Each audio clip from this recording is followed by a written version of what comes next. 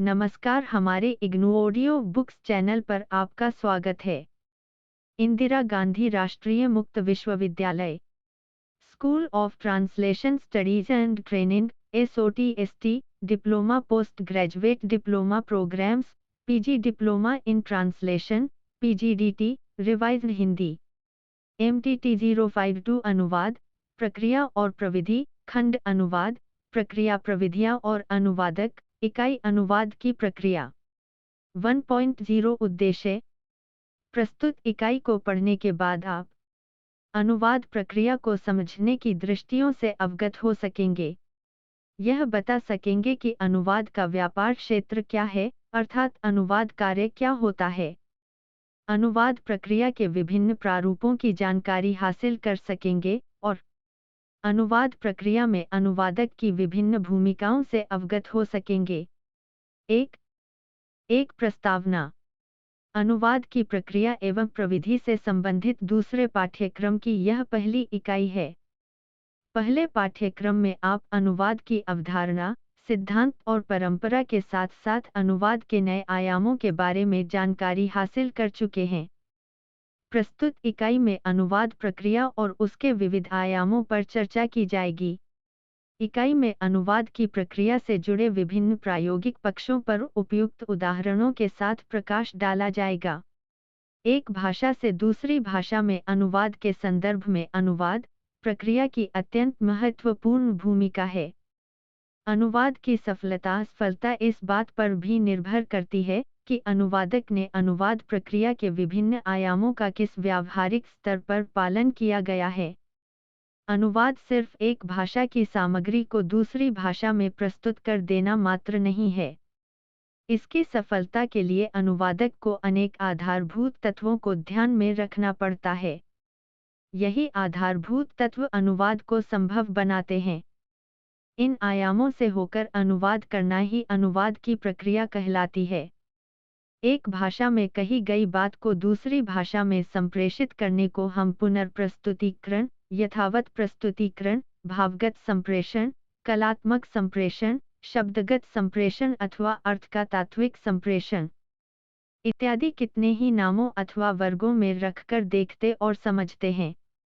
अनुवाद करते समय उनमें से कौन सा पक्ष कितना संप्रेष्य है, यदि इस बात को छोड़ दिया जाए तो सभी प्रकार के संप्रेषण में एक सामान्य बात यही बची रहती है कि अनुवादक को हर स्थिति में स्रोत भाषा से लक्ष्य भाषा में यह संप्रेषण करना होता है।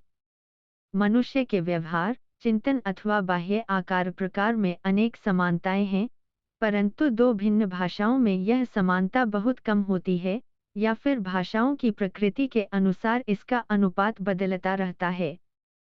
स्रोत भाषा और लक्ष्य भाषा कालगत संदर्भ में पुरानी और नई भी हो सकती है।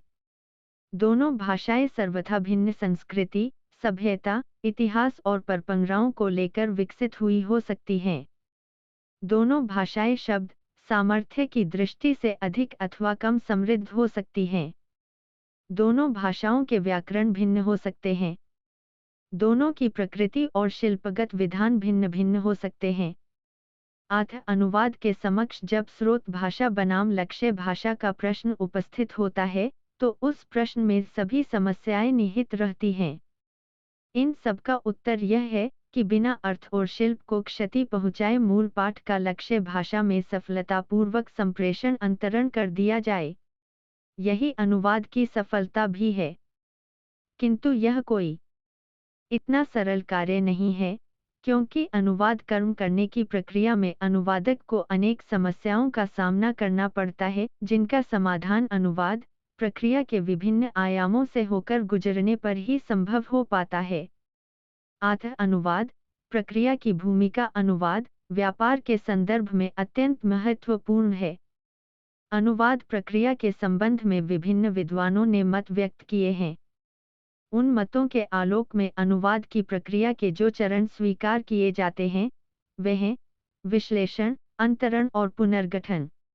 इकाई में अनुवाद प्रक्रिया के इन विभिन्न चरणों का सोदाहरण विस्तृत विवेचन किया गया है। इस प्रक्रिया के संदर्भ में अनुवादकों की विभिन्न भूमिकाओं को भी विवेचन का विषय बनाया गया है। आइए सबसे पहले यह जानें कि अनुवाद प्रक्रिया से क्या तात्पर्य है। 1.2 अनुवाद प्रक्रिया, अनुवाद और अनुवादक। अनुवाद प्रक्रिया एक संश्लिष्ट प्रक्रिया है। इसमें क्रिया व्यापार का स्वरूप दोहरा होता है। डॉ. कृष्ण कुमार गोस्वामी के अनुसार अनुवाद प्रक्रिया से तात्पर्य अनुवाद की विधि अथवा प्रविधि से है, जिसमें एक भाषा से दूसरी भाषा में संदेश और संरचना का अंतरण होता है। संदेश लक्ष्य है, संरचना माध्यम है तथा अंतरण प्रक्रिया। इन तीनों आयामों का कार्य व्यापार अनुवाद प्रक्रिया कहलाता है। कुछ विद्वान अनुवाद की प्रकृति को दृष्टि में रखकर उसे विज्ञान के रूप में देखते हैं। कुछ उसे संप्रेषण, व्यापार के साथ जोड़कर देखते हैं। अनुवाद को विज्ञान मानने वाले विद्वानों में नायडा का नाम प्रमुख रूप से लिया जा सकता है। कुछ विद्वान अनुवाद को कला मानते हैं तथा कुछ इसे शिल्प की श्रेणी में रखते हैं। अनुवाद को कला मानने वाले विद्वान सृजनात्मक व्यापार के आधार पर अनुवाद को कला मानते हैं तथा कुछ उसे प्रशिक्षण और अभ्यास पर आधारित कौशल भी मानते हैं। कौशल की दृष्टि से अनुवादक सर्जक साहित्यकार या तर्कप्रवण वैज्ञानिक नहीं है, क्योंकि प्रशिक्षण द्वारा अनुवाद कार्य सीखा जा सकता है। अनुवाद को निश्चित विधान मानने वाली दृष्टि अनुवादक से यह अपेक्षा रखती है कि उसमें साहित्यकार की सृजनात्मक प्रतिभा, वैज्ञानिक की तर्कशक्ति तथा शिल्पगत दक्षता आदि गुण होना आवश्यक है। वस्तुतः अनुवादक में साहित्यकार जैसी सृजनात्मक प्रतिभा, तार्किक शक्ति, कला जैसी अनुभूति तथा शिल्पगत दक्षता होनी चाहिए, क्योंकि अनुवाद एक संश्लिष्ट प्रक्रिया होने के कारण उसके विभिन्न चरणों पर अनुवादक को अलग-अलग भूमिकाएं निभानी पड़ती है। जैसे, वैज्ञानिक के रूप में अनुवादक स्रोत भाषा पाठ में निहित अर्थ को समझने के लिए विश्लेषण करता है। कवि की भांति संश्लिष्ट अभिव्यक्ति के लिए समानार्थी अभिव्यंजना पैदा करता है, और शिल्पकार की भांति उसे मूल पाठ की संवेदना को यथासंभव सुरक्षित रखने के लिए लक्ष्य भाषा में प्रतिस्थापना करनी पड़ती है। 1.3 अनुवाद प्रक्रिया के चरण। विभिन्न प्रारूप। अनुवाद दो भाषाओं के बीच होने वाली गतिविधि है, यानी यह दो भाषाओं के बीच संप्रेषण व्यापार है। इस संप्रेषण व्यापार में एक भाषा के संदेश को दूसरी भाषा में अंतरित किया जाता है। संदेश का अंतरण किए जाने के प्रयास से लेकर अंतरित किए जाने तक का क्रिया व्यापार जिस विधि अथवा प्रविधि से संपन्न होता है, वह अनुवाद प्रक्रिया है।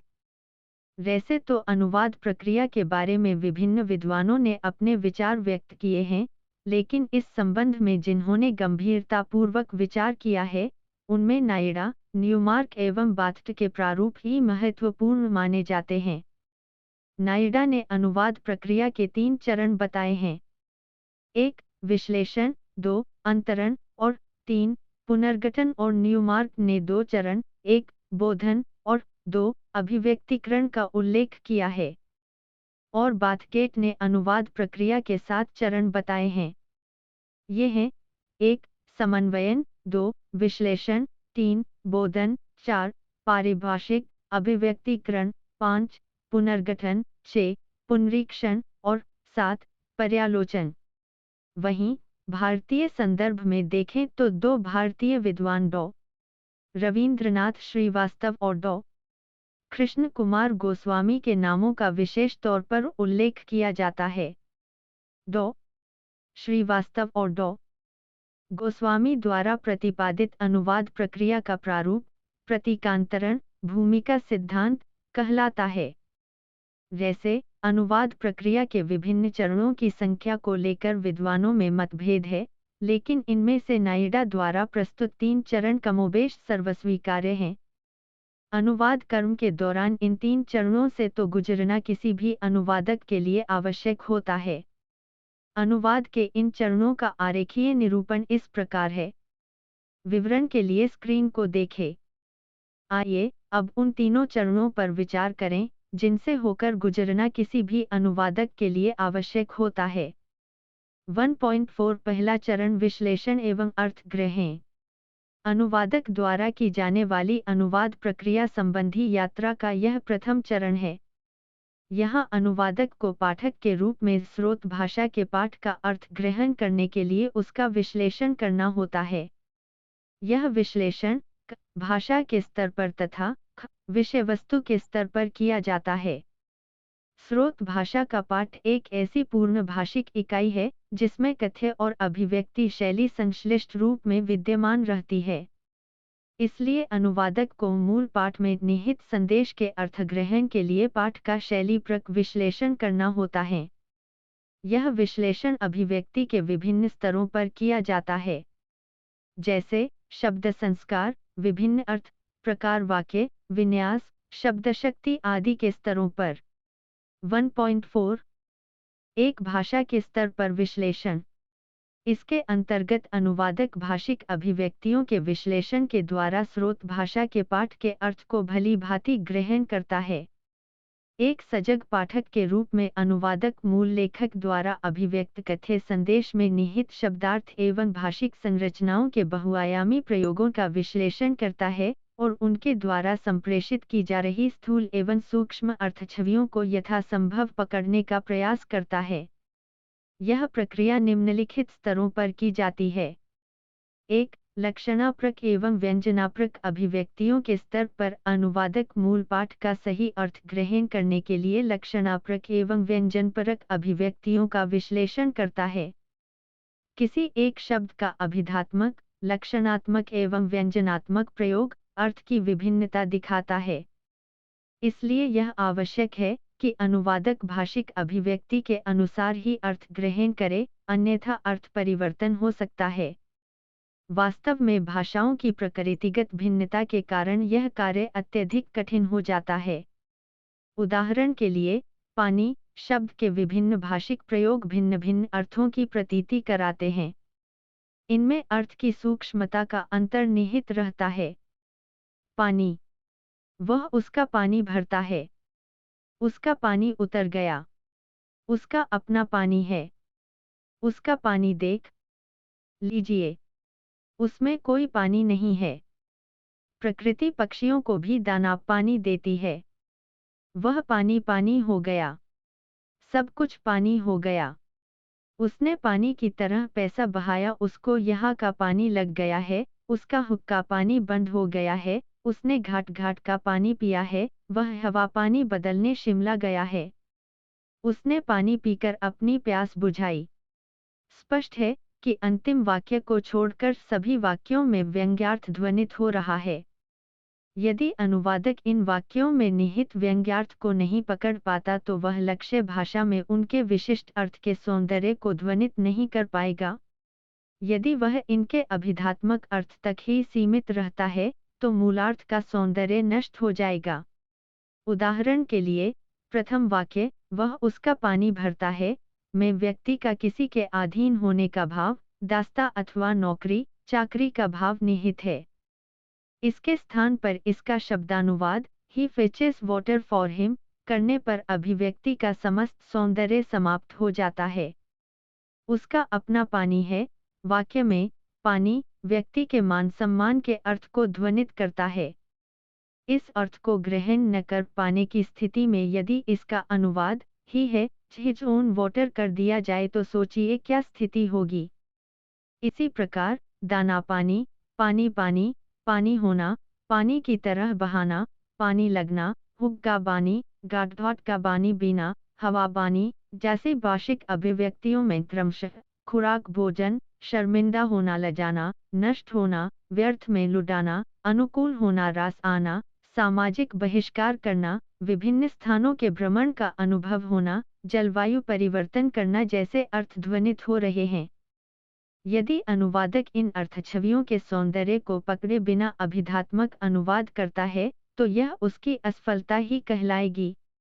जैसे दाना पानी, सीड एंड वाटर, पानी पानी, water and water, to be water, पानी होना, टू शेड लाइक वाटर, पानी की तरह बहाना, टू सूट वाटर, पानी लगना, हुक्का पानी, टू स्मोक एंड वाटर, घाट घाट का पानी पीना, to drink water of different river band, हवा पानी, एयर एंड वाटर, ऐसी भाषिक अभिव्यक्तियों के व्यंग्यार्थ को समझने के लिए अनुवादक को सतर्कता बरतनी होगी। 2. सामाजिक सांस्कृतिक अभिव्यक्तियों के स्तर पर प्रत्येक संस्कृति की अपनी कुछ विशेषताएं होती हैं और उन विशेषताओं के अनुरूप ही उस संस्कृति की भाषा में कुछ विशिष्ट शब्दावली एवं अभिव्यक्तियां भी प्रयुक्त होती हैं। इनमें निहित अर्थ समझना अनुवादक के लिए प्रायः कठिन कार्य होता है। थोड़ी सी भी असावधानी होते ही अर्थविशेष अनुवादक से छूट सकता है। उदाहरण के लिए, अंग्रेजी भाषी एवं हिंदी भाषी समाज में अभिवादन व्यवस्था की अपनी विशिष्टता है। अंग्रेजी में इसका प्रयोग समय के संदर्भ में किया जाता है, किंतु हिंदी में सामाजिक संस्कारों एवं स्तरभेद के संदर्भ में होता है। अंग्रेजी में good morning, good evening, good afternoon, good night, bye bye का प्रयोग बिना सामाजिक स्तरभेद तथा संस्कार भेद के किया जाता है, किंतु हिंदी में ऐसा नहीं है। अपनों से बड़ों के लिए प्रणाम या पावलागू, अपनों के बराबर वालों के लिए नमस्कार, नमस्ते, राम राम, जय राधे और अपनों से छोटों के लिए चिरंजीव भव, आयुष्मान भव, जीते रहो जैसी अभिव्यक्तियों का प्रयोग किया जाता है, जिनमें प्रातः दोपहर या सायं जैसा कोई समय सूचक भाव नहीं रहता है। इससे यह स्पष्ट होता है कि प्रत्येक भाषा और उसकी सामाजिक सांस्कृतिक अभिवादन परंपराओं के अनुसार किसी भी संदेश को विशिष्टता प्रदान करती हैं, जिसका निर्वाह अनुवाद में किया जाना चाहिए। इसी संदर्भ में अनुवादक को ऐसी अभिव्यक्तियों का भी अर्थ ग्रहण करना पड़ता है, जो अलग अलग देशों में सामाजिक भौगोलिक परिस्थितियों के कारण अलग अलग अर्थ की सूचक होती हैं। जैसे, ऑरेंज को भारत में संतरा कहते हैं, किंतु अमेरिका में इसे मौसमी, नारंगी कहा जाता है। वहाँ संतरा को मंदारिन कहते हैं। भारत में चप्पल और सैंडल के भिन्न अर्थ हैं, जबकि अमेरिका में दोनों को ही सैंडल कहा जाता है। इंग्लैंड और अमेरिका की अंग्रेजी में भी अर्थ के स्तर पर अनेक अंतर हैं, जैसे इंग्लैंड और भारत की अंग्रेजी में बुशर्ट, हॉस्टल, फ्लड, बाथरूम, अटैची, कर्ड, ट्रेन, लिफ्ट, पेट्रोल आदि शब्द प्रचलित हैं, किंतु अमेरिका की अंग्रेजी में इन्हें क्रमशः shirt, dorm, apartment, restaurant, suitcase, yoghurt, locomotive, elevator, escalator, gasoline कहा जाता है। अतः अनुवादक को इस प्रकार की सामाजिक सांस्कृतिक शब्दावली का विश्लेषण करते हुए सही अर्थ ग्रहण करना चाहिए। 3. मुहावरों के स्तर पर मूल पाठ के विश्लेषण के सोपान पर अनुवादक से स्रोत भाषा के मुहावरों तथा लोकोक्तियों का गहन विश्लेषण अपेक्षित होता है। ऐसा न होने पर मुहावरों का शाब्दिक अर्थ ही सामने होता है और सूक्ष्म एवं अभिप्रेत अर्थ पीछे छूट जाता है। इससे विशिष्ट अर्थ का सौंदर्य नष्ट हो जाता है और अभिव्यक्ति का पैनापन भी समाप्त हो जाता है। इससे वह विशिष्ट अभिव्यक्ति अपना प्रभाव खो बैठती है। उदाहरण के लिए निम्नलिखित मुहावरेदार अभिव्यक्तियां देखी जा सकती है। मेरा सिर चक्कर खा रहा है का शब्दशः अंग्रेजी अनुवाद होगा, my health is eating circus. इसी प्रकार वह पानी पानी हो गया, मेरा दिल बाग बाग हो गया, अब अपनी लड़की के हाथ पीले कर दो का शाब्दिक अर्थ लेते हुए क्रमशः अनुवाद इस प्रकार होगा, he became water, my heart became garden, now make your girl's hands yellow। इसके विपरीत इन अभिव्यक्तियों के व्यंग्यार्थ अभीष्ट अर्थ के समस्त सौंदर्य की रक्षा करते हुए ही अर्थ ग्रहण किया जाना चाहिए। इस दृष्टि से इनका अनुवाद क्रमशः इस प्रकार होना चाहिए, I am feeling giddy, he was quite ashamed of himself, I felt extremely happy, now get your daughter married। 4. अलंकारों के स्तर पर मूल पाठ के विश्लेषण एवं बोधन के संदर्भ में विभिन्न अलंकारों का भी सूक्ष्म विश्लेषण किया जाना चाहिए, विशेष रूप से श्लेष, यमक, उपमा, रूपक आदि अनेक ऐसे अलंकार हैं कि यदि इनका गहन विश्लेषण न किया जाए तो अर्थ विशेष की प्राप्ति असंभव है।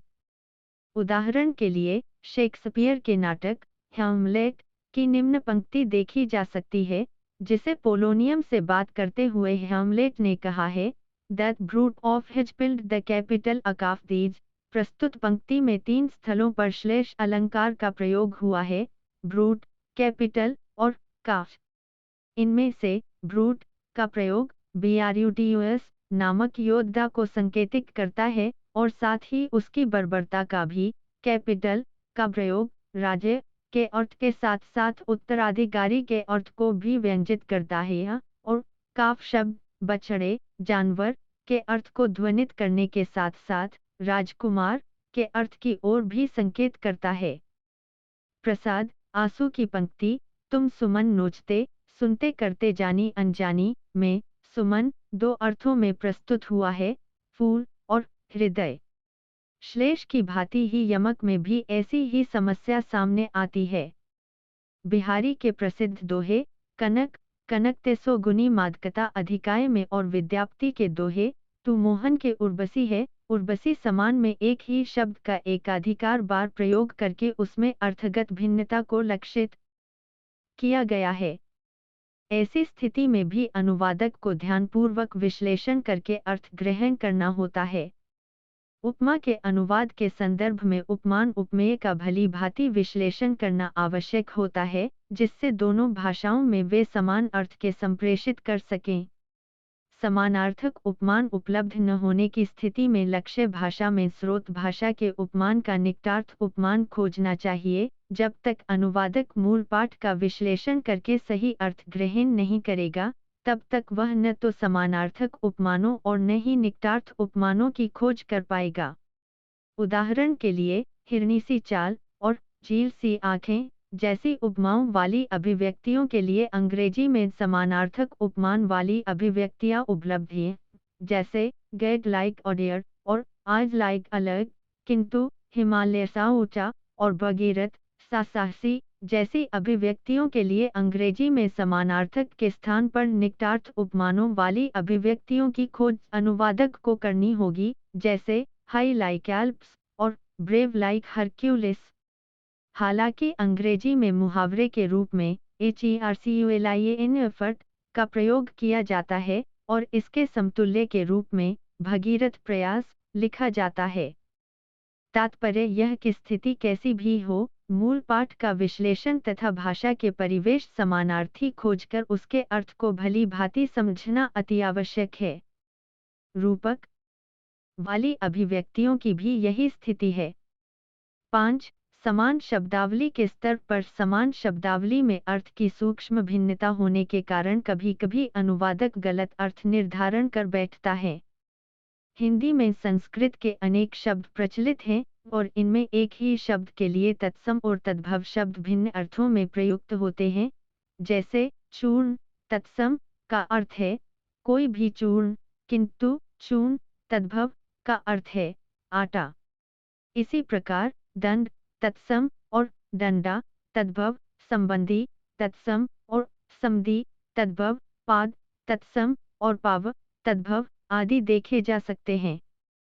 शब्दों की इस अर्थ भिन्नता के कारण अनुवादक के द्वारा विश्लेषण करके मूल पाठ में विद्यमान ऐसे शब्दों का सही अर्थ ग्रहण किया जाना चाहिए, अन्यथा अर्थ का अनर्थ भी हो सकता है।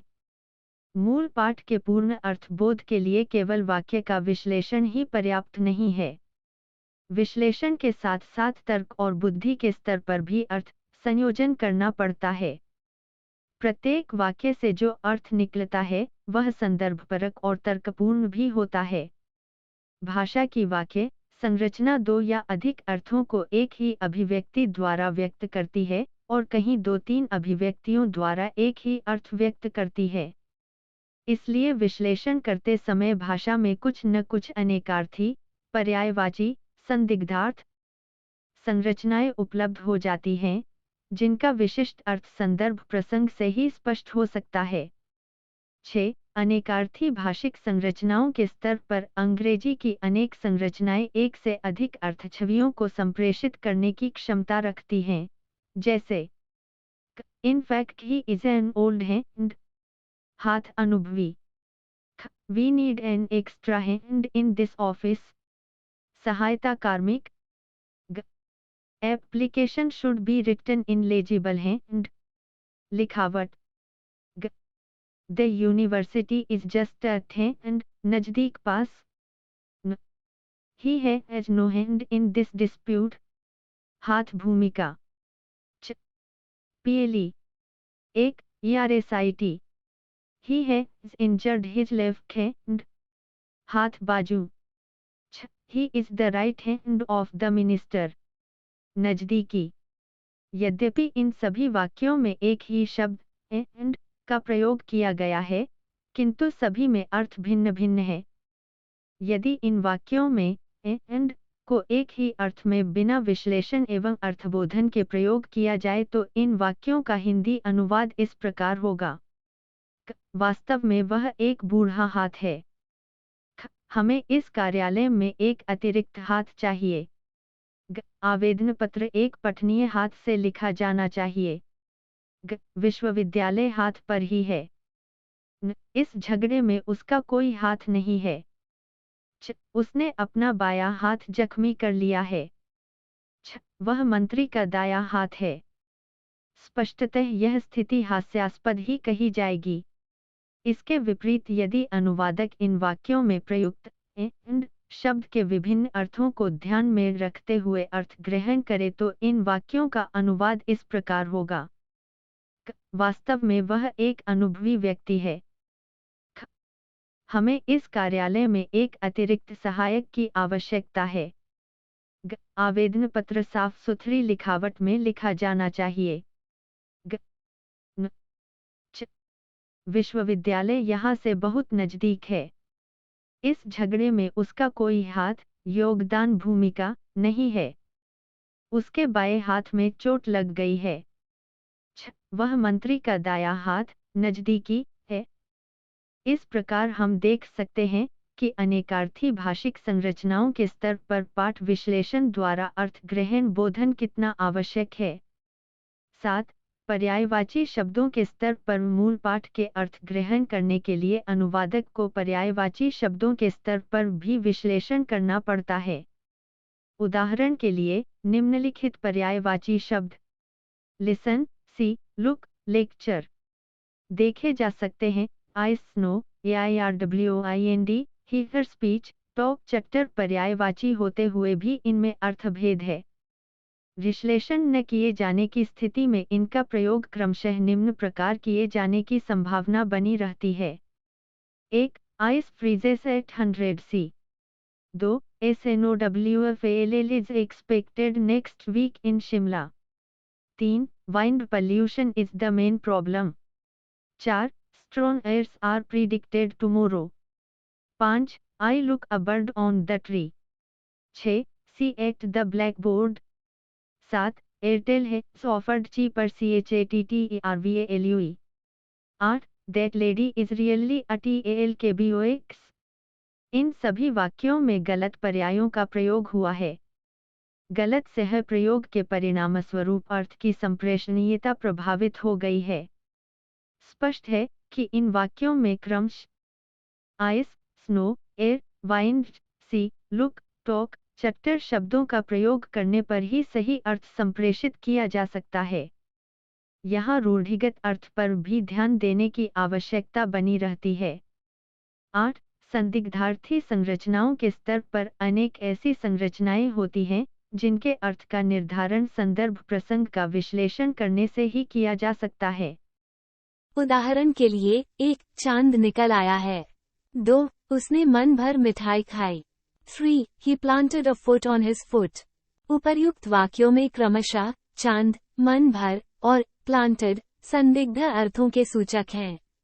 चांद 1. चंद्रमा और 2. गंजापन का मन भर 1. 40 सेर के बराबर वजन होने का और 2. जी भरकर खाने का तथा planted 1. पौधा लगाना और 2. पांव रखना अर्थों के सूचक हैं। अतः अर्थ ग्रहण बोधन के लिए संदर्भ का विशेष ध्यान रखा जाना चाहिए क्योंकि यह विभिन्न प्रकार की भाषिक संरचनाओं के सही अर्थ को ग्रहण करने में सहायक होता है। 8. वचन के स्तर पर अंग्रेजी की अनेक ऐसी संरचनाएं हैं जिनका वचन निर्धारण करना कठिन होता है। यदि इनका सूक्ष्म विश्लेषण न किया जाए तो अर्थ ग्रहण तथा बोधन में समस्या उत्पन्न हो सकती है। अंग्रेजी में निम्नलिखित अभिव्यक्तियां एकवचन एवं बहुवचन दोनों ही तरह से प्रयुक्त की जाती हैं। 1. A group of things. 2. A crowd of people. 3. A flock of sheep. 4. A herd of cattle. 5. A regiment of soldiers. 6. An audience of spectators. 7. A congregation of devotees. जब इन्हें किसी एक समूह के रूप में प्रयुक्त किया जाता है तो ये अभिव्यक्तियां एकवचन होती हैं और जब इन्हें एक एक भिन्न इकाई के रूप में प्रयुक्त किया जाता है तो ये बहुवचन होती हैं। इसी प्रकार अंग्रेजी में कुछ ऐसे शब्द हैं जो अपने वर्ग या श्रेणी की ने वर्ग या श्रेणी कई वस्तुओं का प्रतिनिधित्व करते हैं, जैसे crockery, stationery, footwear, furniture, cutlery. ऐसे शब्दों को अंग्रेजी में एकवचन माना जाता है। अज्ञानतावश यदि अनुवादक इन्हें बहुवचन समझकर अनुवाद करता है तो वो उचित नहीं होगा। इसके अतिरिक्त सिजर्स, ट्राउजर्स, स्पेक्टिकल्स, टोंग्स आदि को अंग्रेजी में बहुवचन माना जाता है, जबकि हिंदी में एकवचन जैसे सेसर्स कैंची है, कैंचियां नहीं। ट्राउजर्स पाजामा पैंट है, पाजामे इसी प्रकार के पैंटे नहीं। स्पेक्टिकल चश्मा है, चश्मे नहीं। कुछ अन्य शब्द न्यूज, मैप्स, एथिक्स, मीजल्स आदि। देखने में ये शब्द बहुवचन प्रतीत होते हैं किंतु वे एकवचन होते हैं। जैसे this is a good news, इसके विपरीत कैटल, शीप, पोएट्री, सीनरी आदि शब्द देखने में एकवचन लगते हैं किंतु वास्तव में है बहुवचन। अतः अंग्रेजी में इनका बहुवचन क्रमशः कैटल्स, शीप्स, पोएट्रीज, सीनरीज करना गलत होगा, जबकि हिंदी में इन्हें पशु, भेड़े, मुर्गियां, दृश्यावली आदि शब्दों से रूपांतरित करेंगे। व्याकरण के संदर्भ में वचन के स्तर पर अर्थ ग्रहण या बोधन के लिए विश्लेषण करने के अतिरिक्त लिंग, कारक, क्रिया, क्रिया विशेषण, सर्वनाम, विशेषण, शब्द क्रम, उपद, आर्टिकल्स, पूर्वसिग, प्रपोजिशंस आदि के स्तर पर भी यह आवश्यक है। 10. शब्द क्रम के स्तर पर वाक्य रचना के संदर्भ में शब्द क्रम की भिन्नता अर्थ भिन्नता का कारण बनती है, जैसे क्रिया का भिन्न क्रम। अंग्रेजी वाक्य Ram is writing a letter में कर्ता जोड़ क्रिया जोड़ कर्म का क्रम है, किंतु इसके हिंदी अनुवाद राम पत्र लिख रहा है में ये क्रम बदलकर कर्ता जोड़ कर्म जोड़ क्रिया हो जाता है। संस्कृत में इस क्रम का विशेष महत्व नहीं है, जैसे राम पत्रम लिखती, राम लिखती पत्रम राम।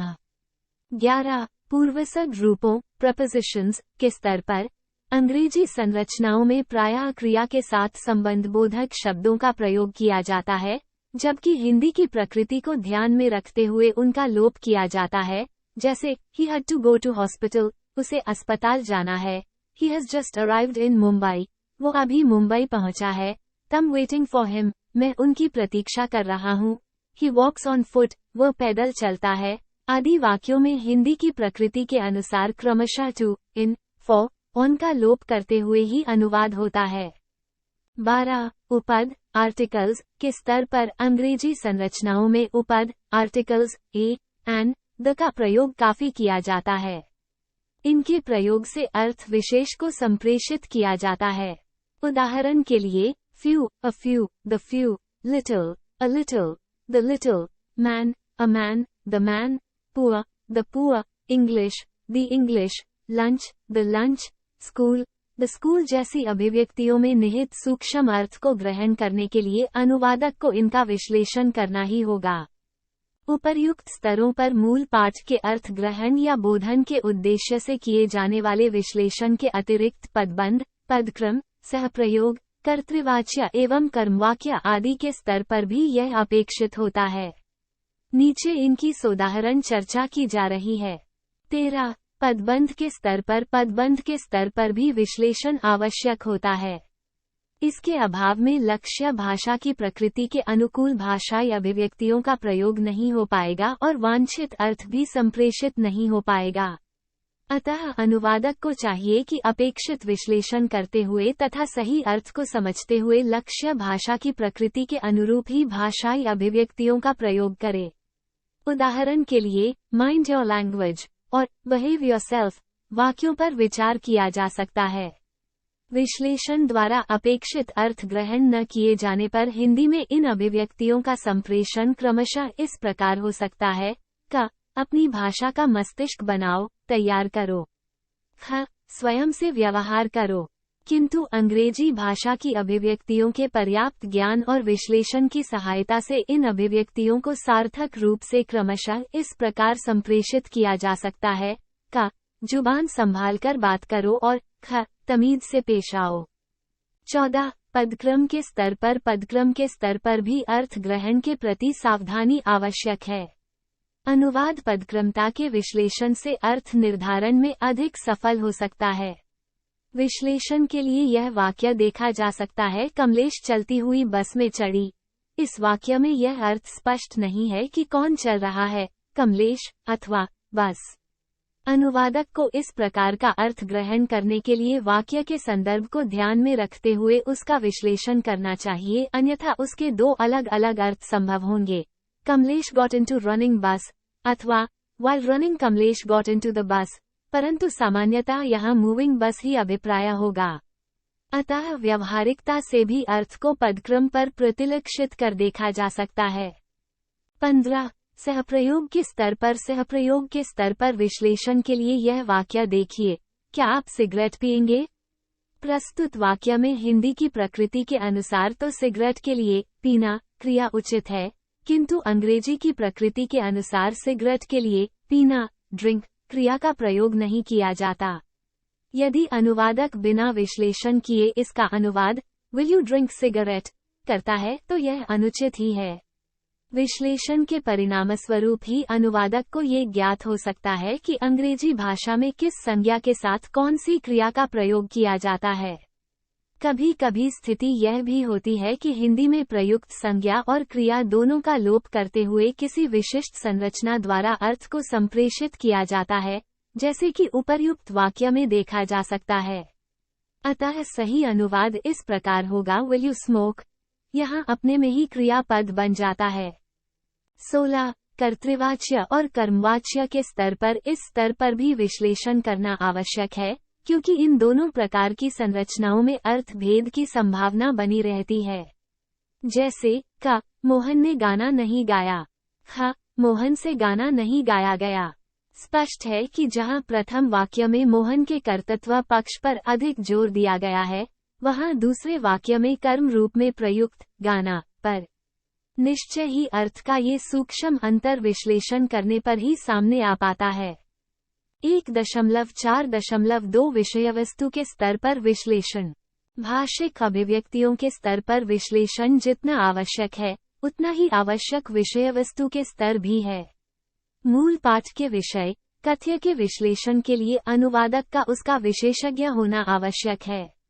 मान लीजिए विषयवस्तु जीव विज्ञान, कंप्यूटर, सांख्यिकी, प्रौद्योगिकी, ज्योतिष, वास्तु विज्ञान से संबंधित है, तो अनुवादक के लिए भी उनका यथासंभव ज्ञान होना आवश्यक है, क्योंकि इसके अभाव में विश्लेषण संभव नहीं है और विश्लेषण के बिना अर्थ ग्रहण, बोधन की प्रक्रिया संभव नहीं है। उदाहरण के लिए निम्नलिखित वाक्य प्रस्तुत हैं। 1. Bulls and bears clashed together in the market. Commerce. 2. The bees of generally wake up very quickly in the light. Zoology. 3. The rights of the crown in Britain are well defined. Political science. 4. Issue necessary notification as per draft placed below for approval. Administration. 5. Communication is the exchange of views, information between the sender and the receiver. Communication. 6. Action and reaction are equal and opposite. Physics. 7. The culprit appeared in the court. Law. सामान्य भाषा में इन वाक्यों का अनुवाद इस प्रकार होगा। 1. बाजार में बैलों और भालुओं की भिड़ंत हुई। 2. प्रायः मधुमक्खियां प्रकाश में बहुत जल्दी जाग जाती हैं।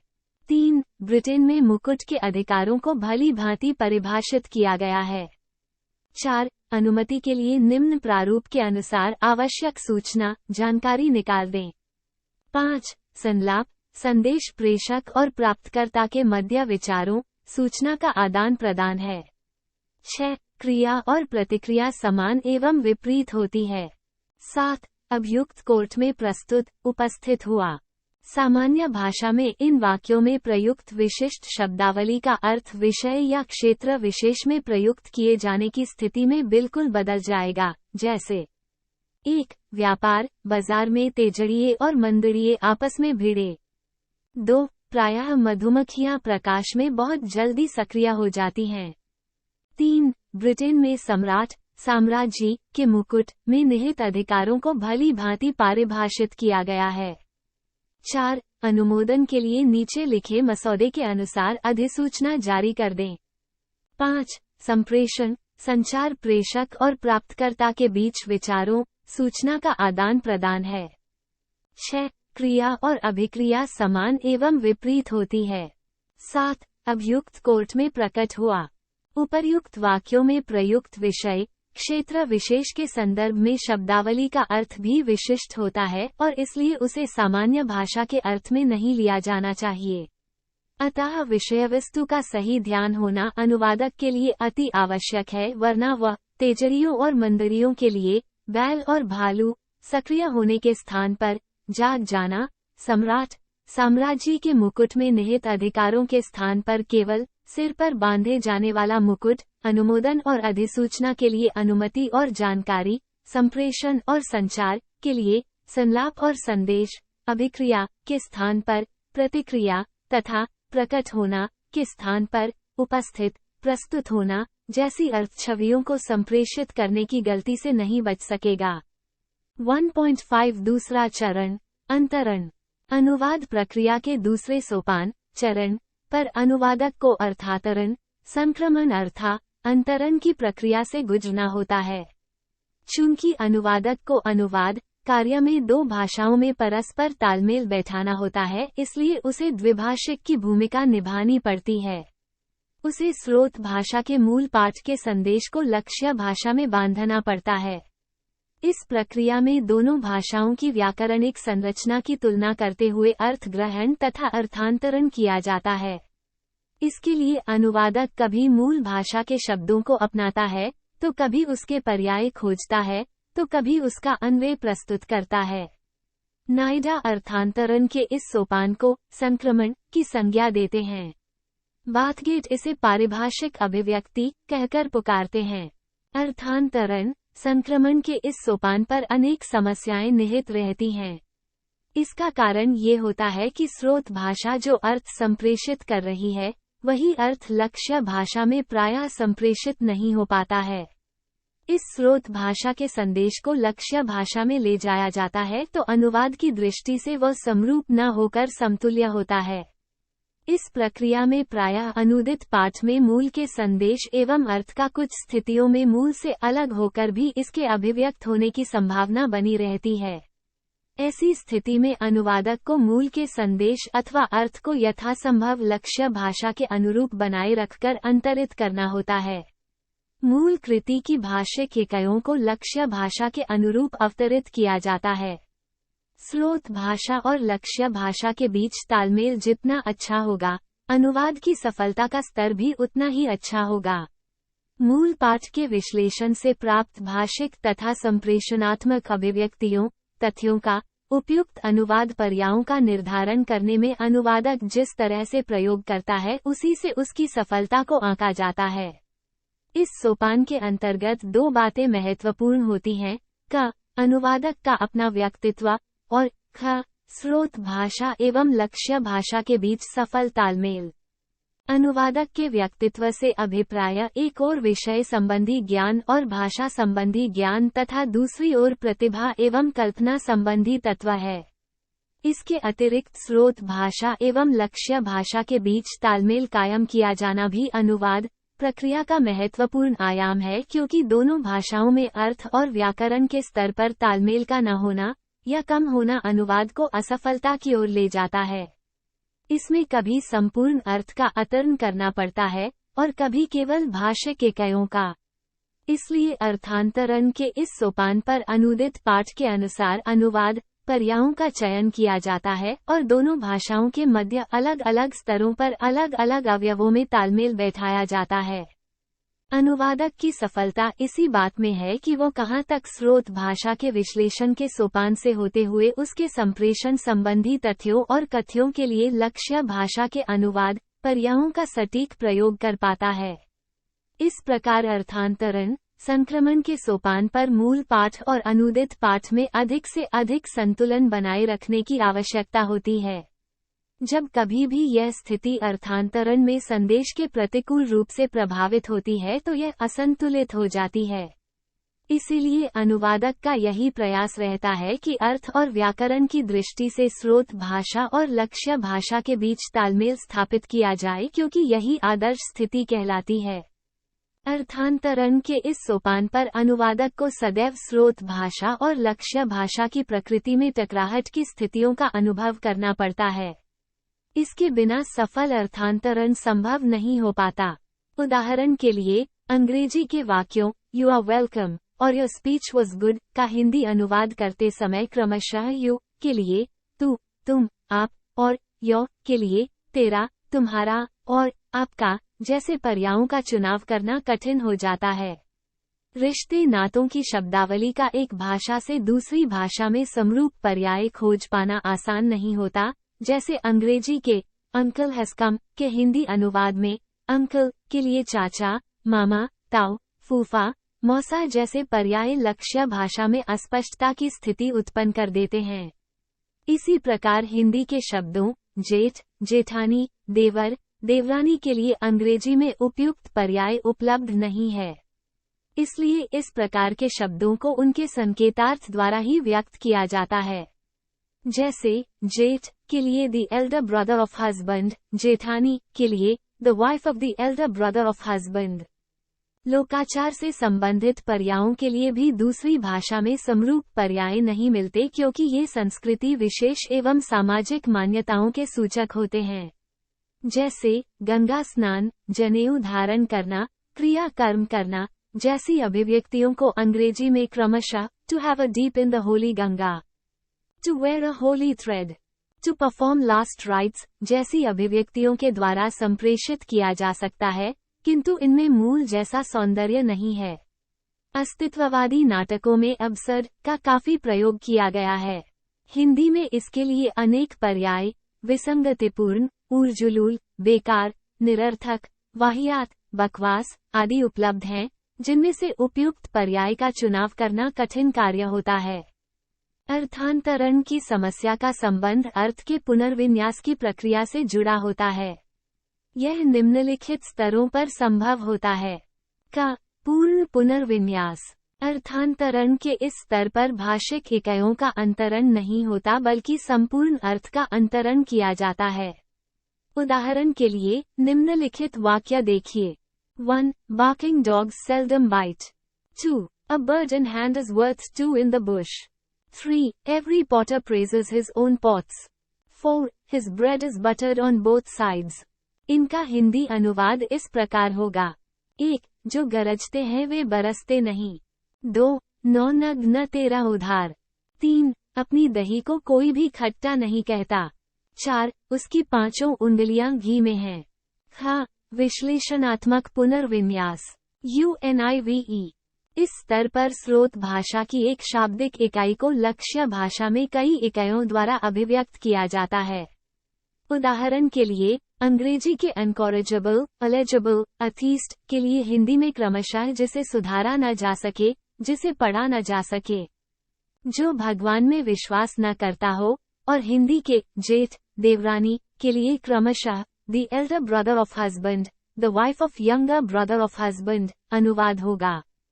ग. संश्लेषणात्मक पुनर्विन्यास।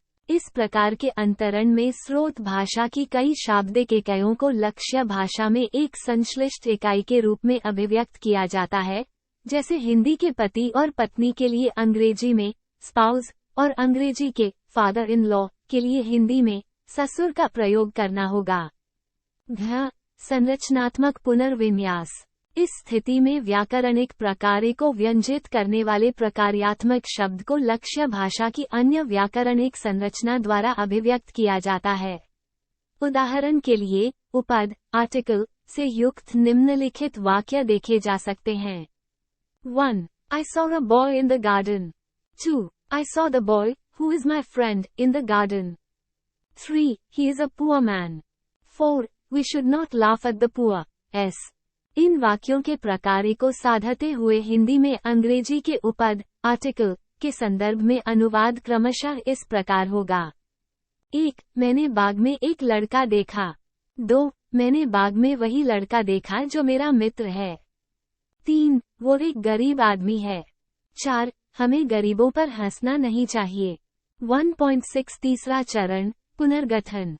अनुवाद प्रक्रिया के संदर्भ में मूल पाठ के अर्थ ग्रहण और अर्थांतरण के सोपानों से गुजरने के बाद अनुवादक को अर्थ संप्रेषण के दायित्व का निर्वहन करना पड़ता है। यहाँ अनुवादक लेखक के रूप में प्रस्तुत होता है और उसे पुनर्गठन की समस्या का सामना करना पड़ता है। इस पुनर्गठित रूप को ही लक्ष्य भाषा का अनूदित रूप कहा जाता है। इस अनूदित पाठ की सफलता के लिए आवश्यक है कि वह मूल पाठ का सहपाठ बनकर सामने आए, अर्थात अनूदित पाठ वही अर्थ संप्रेषित करे जो मूल पाठ स्रोत भाषा में करता है।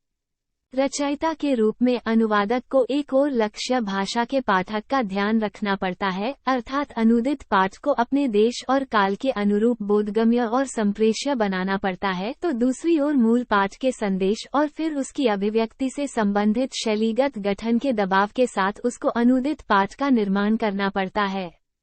इस सोपान पर अपनी भूमिका निभाने के लिए अनुवादक अनूदित पाठ को अनेक स्तरों पर विभिन्न कसौटियों से जांचता परखता है। इसके अंतर्गत लक्ष्य भाषा की प्रकृति को ध्यान में रखते हुए स्रोत भाषा की सामग्री को प्रस्तुत किया जाता है। अनूदित पाठ की संप्रेषणीयता के लिए अनेक स्तरों पर अनुवादक को ऐसा करना पड़ता है। यदि ऐसा न किया जाए तो लक्ष्य भाषा के पाठक वर्ग के लिए वह बोधगम्य नहीं हो जाएगा और उसे सफल अनुवाद नहीं कहा जाएगा।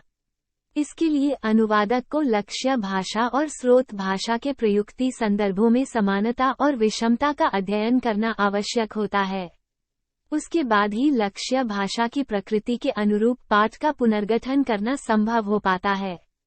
वस्तुतः प्रकार्यात्मक और संरचनात्मक दृष्टि से कोई अनुदित पाठ अपने मूल पाठ के सहपाठ रूप में सिद्ध होता जाता है।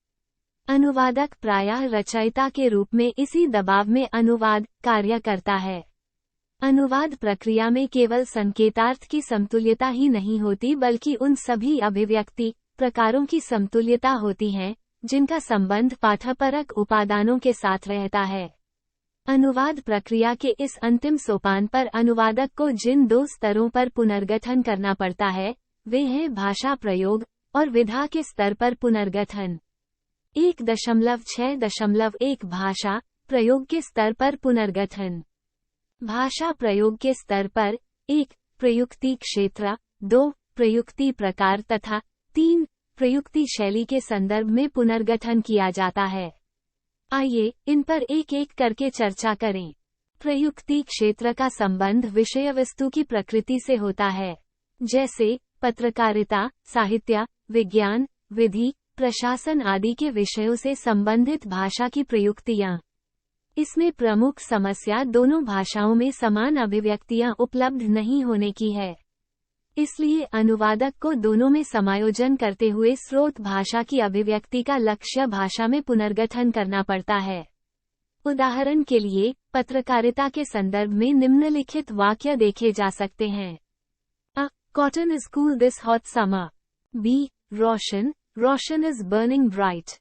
प्रथम वाक्य में कूल का अर्थ ठंडा नहीं है, बल्कि इसका अर्थ है मांग न होना।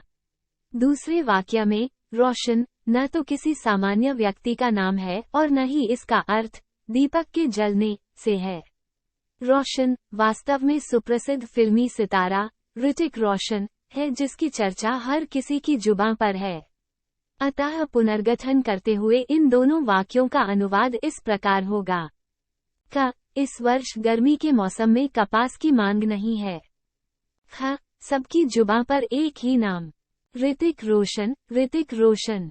इसी प्रकार अन्य विषयों क्षेत्रों के संदर्भ में भी पुनर्गठन अपेक्षित होता है। शैली का संबंध वक्ता और श्रोता के पारस्परिक सामाजिक संबंधों पर आधारित होता है। पुनर्गठन के इस सोपान पर अनुवादक को स्रोत भाषा और लक्ष्य भाषा के प्रयुक्ति संदर्भों को समतुल्यता की कसौटी पर परखते हुए लक्ष्य भाषा की प्रकृति के अनुरूप पाठ का विन्यास करना पड़ता है। उदाहरण के लिए, निम्नलिखित अंग्रेजी वाक्य और लक्ष्य भाषा की प्रकृति के अनुकूल हिंदी अनुवाद देखिए। Would you please be kind enough to visit my home? क्या आप मेरे घर पधारने की कृपा करेंगे? The animals began to run helter-skelter. जानवरों में भगदड़ मच गई। I shall now make a move. अच्छा तो मैं चलता हूँ। इसी प्रकार, निम्नलिखित हिंदी वाक्य और लक्ष्य भाषा की प्रकृति के अनुरूप अंग्रेजी में पुनर्गठित अभिव्यक्तियां देखिए। का, अबे ओ रामू कहाँ मर गया था? ओ Ramu where have you been so long? ख, चाय तो चलेगी ना? Will you like to have a cup of tea? ग, अबे ओ तानसेन की औलाद, क्यों गला फाड़ रहा है? You poor singer. Why have you been horsing for nothing like this? 1.6.2 विधा के स्तर पर पुनर्गठन। भाषा प्रयोग के अतिरिक्त विधापरक उपादानों के स्तर पर भी अनुवादक को पुनर्गठन करना पड़ता है। विधा का तात्पर्य पाठ के संरचनात्मक रूप से है, जैसे कहानी, उपन्यास, नाटक, कविता, निबंध। इन विधाओं के बाह्य रूप के साथ साथ उनकी अभ्यंतर प्रकृति को भी ध्यान में रखते हुए ही पुनर्गठन किया जाता है। नाटक का अनुवाद करते समय उसके बाहरी रूप संवाद, विधान और आभ्यंतरिक रूप, नाटकीयता, रंगमंचनीयता, दोनों का ही ध्यान रखना होता है। इसी प्रकार, कविता का अनुवाद करते समय उसके बाह्य रूप, छंद विधान, और आभ्यंतरिक रूप, काव्यात्मकता, दोनों का ही ध्यान रखना होता है। इस प्रक्रिया में अनुवाद, विधा के बाहरी रूप को तो बदल सकता है किंतु उसके आभ्यंतरिक रूप को नहीं। कहने का आशय यह है कि यदि मूल पाठ कविता है तो उसका अनुदित पाठ गद्यानुवाद के रूप में दिया जा सकता है, किंतु अनुदित पाठ सहपाठ है तो उसकी काव्यात्मकता को किसी भी कीमत पर नहीं छोड़ा जा सकता। उपर्युक्त विवेचन के आधार पर कहा जा सकता है कि पुनर्गठन के सोपान पर अनुवादक को अनुदित पाठ की संप्रेषणीयता पर ध्यान केंद्रित करना आवश्यक होता है। कुल मिलाकर आशय यह है कि अनुवाद कार्य एक अनुप्रयुक्त भाषिक प्रक्रिया है, इसलिए उसका एक पक्ष लक्ष्य भाषा के पाठकों से संबंधित होता है जिनके लिए वो अनुवाद कार्य किया जाता है। इस दृष्टि से यह अति आवश्यक है कि अर्थ संप्रेषण की प्रक्रिया में अनुदित पाठ स्पष्ट, सहज, बोधगम्य तथा लक्ष्य भाषा की प्रकृति के अनुरूप होना चाहिए। ये कार्य निश्चित रूप से किसी भी अनुवादक के लिए एक चुनौतीपूर्ण कार्य है, क्योंकि वो पाठ का मूल रचयिता नहीं है और उसके सामने प्रारूप के रूप में पहले से ही एक पाठ होता है जिसके समानांतर लक्ष्य भाषा में उसे एक सहपाठ का निर्माण करना पड़ता है। मूल पाठ के संदेश और फिर उसकी अभिव्यक्ति से संबंधित शैलीगत गठन के दबाव के साथ उसको अनुदित पाठ का निर्माण करना पड़ता है। इसके अलावा उसे अनुदित पाठ को अपने देश और काल के अनुरूप संप्रेषित करना होता है ताकि वह पाठक वर्ग के लिए सुबोध, सहज एवं स्पष्ट बन सके। 1.7 अनुवाद प्रक्रिया में अनुवादक की भूमिका। अनुवाद प्रक्रिया के विभिन्न चरणों के बारे में सोदाहरण चर्चा से आपको ये स्पष्ट हो गया होगा कि अनुवाद स्वयं में एक श्रमसाध्य श्रृंखला कर्म है जिसमें एक भाषा की रचना के संदेश अथवा विषय वस्तु का यथासंभव समतुल्य और सहज अभिव्यक्ति द्वारा कथ्य एवं शैली के स्तर पर दूसरी भाषा में संप्रेषण किया जाता है। वस्तुतः अनुवाद दो भाषाओं के संप्रेषण व्यापार की अपेक्षा रखता है। पहली भाषा स्रोत भाषा का संबंध मूल लेखक की रचना से होता है और दूसरी भाषा लक्ष्य भाषा का संबंध अनुवादक के द्वारा अनुदित रचना से होता है। अतः अनुवाद व्यापार दो भाषाओं के संप्रेषण व्यापार से संबंधित है। इस अनुवाद व्यापार में अनुवादक को दो भिन्न भाषाओं के पाठों से रूबरू होना पड़ता है, जिन्हें मूल पाठ और अनुदित पाठ कहा जाता है। चूंकि अनुवाद प्रक्रिया में दो भाषाओं का संप्रेषण व्यापार अपेक्षित होता है, इसलिए इसमें दो प्रकार के लेखक, संदेश, पाठ एवं पाठक की संकल्पना निहित रहती है। हालांकि पाठ, संदेश का एक समान होना आवश्यक है। इसे निम्नलिखित आरेख की सहायता से समझा जा सकता है। विवरण के लिए स्क्रीन को देखें। उपर्युक्त आरेख से स्पष्ट है कि अनुवादक को अनुवाद प्रक्रिया से संबंधित द्विभाषिक संप्रेषण व्यापार से गुजरते हुए दोहरी भूमिका का निर्वाह करना पड़ता है। क. स्रोत भाषा पाठ के पाठक की भूमिका और लक्ष्य भाषा के पाठ के लेखक की भूमिका निभाना।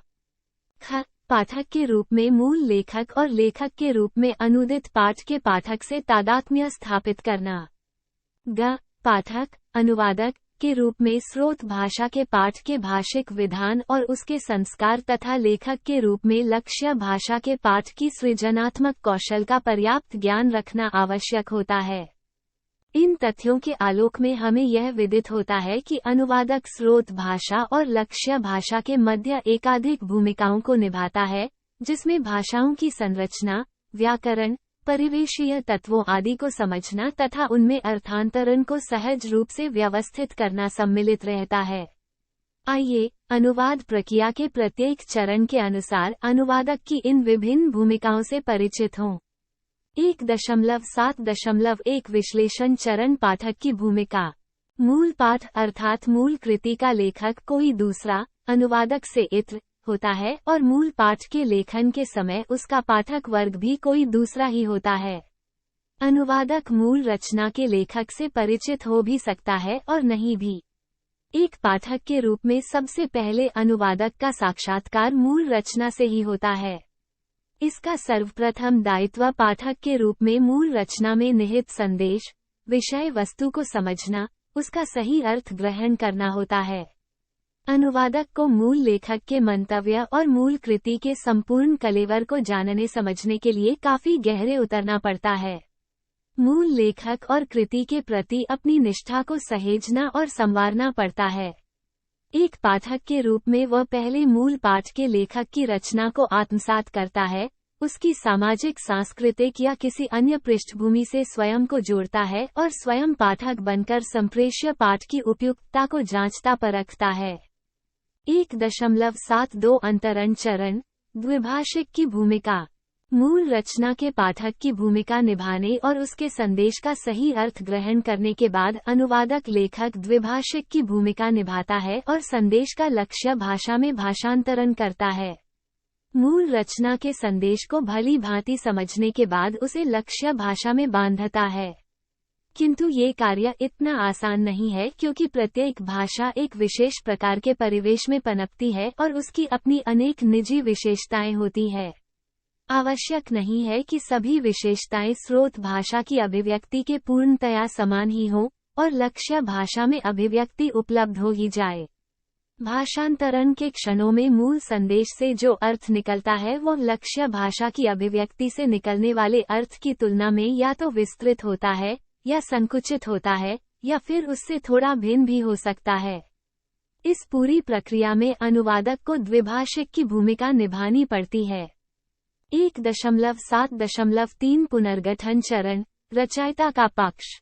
अर्थ यदि विस्तृत या संकुचित हो तो परिवेशगत अभिव्यक्तियां अनुवादक को विशेष साधन स्वरूप द्विभाषीय की भूमिका से प्राप्त होती है।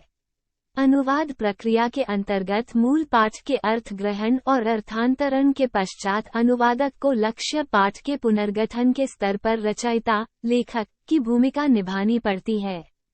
इसमें उसे स्रोत भाषा एवं लक्ष्य भाषा के साथ समायोजन करते हुए लक्ष्य भाषा का पुनर्गठन करना होता है।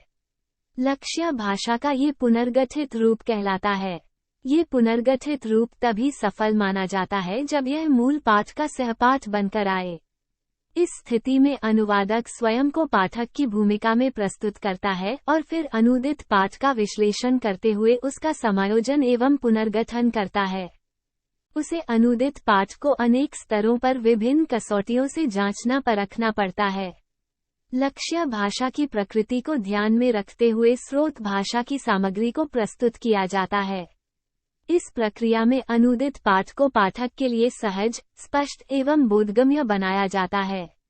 समायोजन एवं पुनर्गठन के इस कार्य को भली भांति न किए जाने पर अनुवाद सफलता की श्रेणी में नहीं रखा जा सकेगा। इसे सुचारू रूप से करने के लिए अनुवादक का दोनों भाषाओं की संरचना, व्याकरण, शैली, संस्कार आदि से सुपरिचित होना अति आवश्यक होता है। अनुवाद प्रक्रिया के दौरान अनुवादक के द्वारा निभाई जाने वाली विभिन्न भूमिकाओं को निम्नलिखित आरेख की सहायता से समझा जा सकता है। अनुवादक, पाठक के रूप में, द्विभाषिक के रूप में, रचयिता के रूप में। 1.8 सारांश। अनुवाद प्रक्रिया संबंधी प्रस्तुत इकाई में आपने ये जानकारी हासिल की है कि विभिन्न अनुवाद विज्ञानियों ने अपने अनुभवों के आधार पर विभिन्न प्रारूप प्रतिपादित किए हैं। ये प्रारूप क्रमशः प्रसिद्ध अनुवाद चिंतकों नायडा, न्यूमार्क और बाथगेट प्रतिपादित किए गए हैं। इसके अलावा अनुवाद प्रक्रिया संबंधी प्रतीकांतरण भूमिका सिद्धांत प्रारूप के प्रतिपादन के संदर्भ में भारतीय अनुवादक चिंतक डॉक्टर रवींद्रनाथ श्रीवास्तव और डॉक्टर कृष्ण कुमार गोस्वामी के नामों का उल्लेख किया जाता है। इन सभी प्रारूपों आदि के बारे में विस्तार में न जाकर इस इकाई में केवल संकेत के तौर पर इनका उल्लेख किया गया है। वैसे इन सभी प्रारूपों में से अनुवाद प्रक्रिया के संदर्भ में मुख्य रूप से जिन 3 चरणों का उल्लेख किया जाता है वे हैं विश्लेषण, अंतरण और पुनर्गठन। कोई भी अनुवादक इन तीनों चरणों से गुजरकर ही अनुवाद कर्म को भली प्रकार से पूरा कर पाता है। इसलिए इन चरणों का सोदाहरण अध्ययन करना अनुवादकों के लिए लाभकारी है। ये समग्र विश्लेषण अनुवादक की 3 विभिन्न भूमिकाओं पाठक, द्विभाषिक एवं रचयिता को आधार बनाकर चलता है। धन्यवाद। मिलते हैं अगली वीडियो में अगले पाठ के साथ।